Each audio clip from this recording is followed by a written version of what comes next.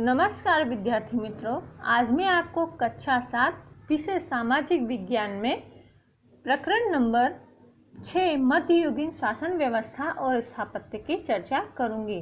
तो बच्चों, आज गांव के चौक में कासम मीर का लोक डायरा था। रात के समय सभी चौक में इकट्ठे हुए। नन्हे बच्चे पहले से ही आगे की पंक्ति में बैठ गए थे। लोक डायरे में लोक साहित्य के साथ देशभक्ति के गीत भी गाए गए। उत्सव को तो स्मारक का गीत बहुत ही पसंद आया। दूसरे दिन उसने अपने दादाजी से पूछा, दादा स्मारक क्या होता है? तो बच्चों, ये जो बाजू में चित्र दिया गया है, ये किसका चित्र है? तो स्मारक। तो स्मारक किसे कहते हैं? तो दादाजी ने उसका उत्तर दिया कि स्मारक को बलिदान का प्रतीक माना जाता है। प्रजा रक्षण एवं कल्याण कार्य हेतु करने हेतु इस देश में अनेक वीर शहीद हुए। इन्हीं वीरों के बलिदान की याद में स्मारक बनाया जाता है। तो स्मारक किसकी याद में बनाया जाता है? तो वीरों के बलिदान की याद में बनाया जाता है। त्योहार के दिन स्मारक की पूजा होती है। शहीदों की वीरता के गीत गाए जाते हैं। यह हमारे देश की संस्कृति है। दादाजी, आप हमें अपने देश की संस्कृति की बातें बताएंगे ना? उसके दोस्तों ने आग्रह किया। रुको, यह कहकर दादाजी 2-3 चित्र लेकर आए। फिर बोले, देखो इन चित्रों में मंदिर दिखाई देते हैं। क्या पूछा? तो इन चित्रों में मंदिर दिखाई देते हैं। दादाजी क्या लेकर आए? तो 2-3 चित्र लेकर आए। पत्थरों को कलात्मक आकार देकर बोलते हुए कर दिया हो ऐसा लगता है ना? मैं आज आपसे राजपूत युग की संस्कृति और सभ्यता के बारे में कुछ बातें करूंगा। दादाजी ने किसकी बातें बताई? तो राजपूत युग की संस्कृति और सभ्यता की जो है वो बातें बताएंगे। किसको? उसको और उसके दोस्तों को। राजपूत युग की शासन व्यवस्था। उस समय शासन व्यवस्था कैसी थी? तो राजपूत काल दौरान संपूर्ण भारतीय प्रदेश पर कोई एक राज सत्ता नहीं थी। भारत छोटे बड़े राज्यों में विभाजित था। सभी प्रदेश की सीमाएं अपने राज्य की सैन्य शक्ति के आधार पर घटती बढ़ती रहती थी। आपने पिछले पाठ में राजपूत युग के राज्य एवं वंश के बारे में पढ़ा और जाना है। तो बच्चों, जैसा कि हम पिछले पाठ में पढ़ चुके हैं, यहाँ आप उस समय की शासन व्यवस्था, साहित्य, स्थापत्य और महत्वपूर्ण बाह्य आक्रमणों के बारे में जानकारी प्राप्त करेंगे। शासन व्यवस्था। 7वीं सदी के बाद भारत में कई छोटे छोटे राजपूत वंश शासन करते थे। उस काल दौरान शासक वंशों में कई परिवर्तन आते रहे, लेकिन राजकीय प्रशासनिक व्यवस्था में कोई परिवर्तन नहीं हुआ। राजा का पद वंश के आधार पर पारंपरिक रूप से प्राप्त होता था। सामान्यतः ज्येष्ठ पुष्ट को ही राजा बने, यह आवश्यक नहीं था। राजा द्वारा अपने उत्तराधिकारी के रूप में मनपसंद किए गए पुत्र को युवराज बनाया जाता था।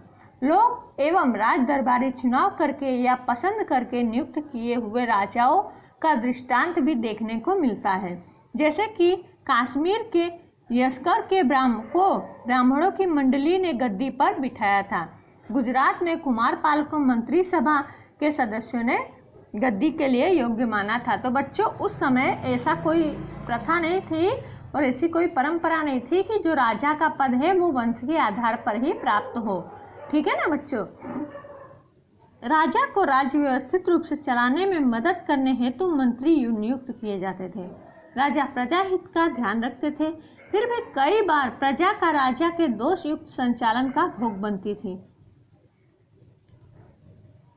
अब उसके बाद है गांव की शासन व्यवस्था। तो मध्यकालीन भारत में ग्राम संस्थाओं का महत्व अधिक था। ग्राम शासन पंचायत के हस्तगत था। उसका मुखिया प्रमुख जो था वो मुखिया या सरपंच कहलाता था। गांव के संरक्षण और न्याय की जिम्मेदारी उसके सिर रहती थी। उसके द्वारा दिया गया न्याय अंतिम माना जाता था। फिर भी कई बातों में तो गांव में ग्राम सभा ही न्याय करती थी और सजा भी करती थी। आज भी ग्राम स्तर पर ग्राम पंचायत या पंच के बुजुर्गों का मार्गदर्शन लिया जाता है। आज भी तुम गांव में जाओगे तो ये चीज़ देखने को मिलेगी, ग्राम पंचायत। इस समय राज्य की आय का मुख्य स्रोत जमीन महसूल था। हर एक राज्य की जमीन वसूल करने की रीति अलग अलग थी, लेकिन ज़्यादातर जमीन उत्पाद का 6वां हिस्सा जमीन महसूल के रूप में वसूल किया जाता था। तदुपरांत प्रजा पर अन्य कर भी थे। इन सभी कामों के लिए भिन्न भिन्न पदाधिकारियों की व्यवस्था थी। इसके अलावा बंदरगाह और नाके पर से भी कर इकट्ठा किया जाता था। सामंत लोग कर इकट्ठा करते थे और राजा को कर देते थे। कौन इकट्ठा करता था? तो सामंत इकट्ठा करते थे। उसके बाद है साहित्य। राजपूत दौरान धार्मिक एवं अन्य प्रकार का साहित्य अधिक प्रमाण में लिखा गया। इस युग के राजाओं की ओर से विद्वान और विद्या का खूब प्रोत्साहन मिलता था। इस समय संस्कृत, प्राकृत, तमिल, कन्नड़, तेलुगु आदि भाषाओं में खूब साहित्य लिखा गया। संस्कृत भाषा के महान कवि माघ ने शिशुपाल वध नामक महाकाव्य की रचना की थी। उसमें श्री कृष्ण ने शिशुपाल का वध कैसे किया था उसका वर्णन किया है। ऐसे ही एक महाकवि श्री हर्ष ने नल और दमयंती की कथा नैषधीय चरित नामक महाकाव्य में की है। कहीं राधा आदि गोपियों की गई कृष्ण भक्ति के प्रसंगों का रसमय वर्णन किया गया है। कई ऐसे भी काव्य रचे गए हैं जिनमें राजाओं के जीवन चरित्र और शौर्य गाथाओं का वर्णन किया गया है। उदाहरणतया गुजरात के सोलंकी राजा कुमारपाल के बारे में हेमचंद्राचार्य ने कुमारपाल चरित्र लिखा है। उन्होंने सिद्धहेम सद्धानुशासन नामक व्याकरण ग्रंथ लिखा था। इस ग्रंथ के साथ राजा सिद्धराज जयसिंह और हेमचंद्राचार्य का नाम जुड़ा हुआ है। उस समय पाटन शहर में इस ग्रंथ की हाथी पर पालकी निकाली गई, मतलब कितना सम्मान दिया गया किसको? सिद्धहेम सद्धानुशासन ग्रंथ को। काव्यों के साथ इस युग में नाटक भी लिखे गए। भवभूति ने उत्तर रामचरित नामक नाटक लिखा। नारायण नामक पंडित ने पंचतंत्र के आधार पर हितोपदेश नामक कहानी संग्रह की रचना की। हमारी पाठशाला या फिर नदी के पुस्तकालय में ऐसे कहानी संग्रहों या लोक कथाओं की पुस्तकें होंगी।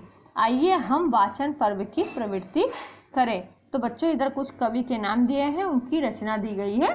जैसे कि विशाख दत्त, तो उन्होंने क्या लिखा? मृदा राक्षस, कल्हड़ राजतरंगिणी, बिल्हड़ तो विक्रमादेव चरित्र, सोमदेव कथा सरित्र सागर, चंद्रवरदाई पृथ्वीराज रासव, मेरुतोम प्रबोध चिंतामणि। अब उसके बाद स्थापत्य। तो राजपूत युग में जो निर्माण हुआ उनमें मंदिरों का निर्माण विशेष था। राजपूत राजा भव्य और कलात्मक इमारतें निर्मित करने के बहुत ही शौकीन थे। उनके द्वारा बनवाए गए मंदिरों, किलों, राजमहलों, जलाशयों वगैरह से उस समय के स्थापत्य और शिल्प का ख्याल आता है। उत्तर भारत में इस समय दौरान निर्मित व मंदिरों में मध्य प्रदेश का खजुराहो का मंदिर और भुवनेश्वर का पुरी मंदिर स्थापत्य और शिल्प कला की दृष्टि से प्रख्यात है। इस समय कोणार्क में सूर्य मंदिर का निर्माण हुआ था। भारत में जो अन्य सूर्य मंदिर है उनमें कश्मीर का मार्तंड और गुजरात में मोढेरा में आया हुआ सूर्य मंदिर प्रख्यात है। मोढेरा के सूर्य मंदिर की विशेषता यह थी कि सूर्य की पहली किरण मंदिर में स्थापित प्रतिमा पर पड़ती थी और कोणार्क के सूर्य मंदिर को एक रथ का आकार देकर उस पर 7 घोड़े खींचते हो ऐसा स्वरूप दिया गया है। दक्षिण भारत में इलोरा में हिंदू, बौद्ध और जैन धर्म इस तरह 3 धर्म की गुफाएं हैं। उनमें कैलाश मंदिर भव्य है। मुंबई के नजदीक एलिफेंटा की गुफा में आई हुई उनमें 3 मुख वाले शिव की शिल्प प्रसिद्ध है। मदुराई का मीनाक्षी मंदिर सारे देश में प्रख्यात है। दक्षिण भारत के मंदिर गोपुरपुरम के रूप में जाने जाते थे। वे ऊंचे भव्य प्रवेश द्वार के लिए विशेष प्रसिद्ध थे। ऐसे भव्य मंदिरों की प्रसिद्धि सुनकर कई आक्रमणकारी लूटने के लिए चढ़ाई कर देते थे। गुजरात के सोमनाथ के भव्य मंदिर पर ऐसे कई हमले हुए हैं। किसने किया था बच्चों? तो मोहम्मद गजनी। ठीक है ना बच्चे। ऐसे तो राजपूत युग अपने शौर्य और समर्पण के लिए याद किया जाता है। इस समय बेजोड़ स्थापत्यों का भी निर्माण हुआ है। इस समय कई आक्रमणकारियों ने भारत पर चढ़ाई की थी। ईस्वी सन 1000 से 1025-26 दौरान मोहम्मद गजनी ने कई बार चढ़ाई की थी। मोहम्मद गजनी गजना प्रांत का सुल्तान था। हर बार उसे कठिनाई होती थी, फिर भी वह पुनः तैयारी करके आधी की तरह चढ़ आता था। ऐसी ही कैसे आता था बच्चों? तो आंधी की तरह वो चढ़ आता था। ऐसे ही एक आंधी की तरह वह सोमनाथ पर चढ़ आया और उस समय गुजरात में भीमदेव सोलंकी का शासन था। सौराष्ट्र और गुजरात के बहुत से लोगों ने सोमनाथ को बचाने के लिए भीमदेव सोलंकी के साथ दिया, लेकिन क्या मिली? सफलता नहीं मिली। फिर गजनी के निधन के बाद गजनी प्रांत पर सत्ता स्थापित करने हेतु वहां के सुल्तानों ने जबरदस्त दावपेच खेला गया। राजपूत शासकों ने इस निर्बलता का लाभ तो नहीं लिया।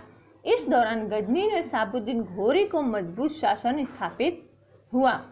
कौन आया गजनी के बाद?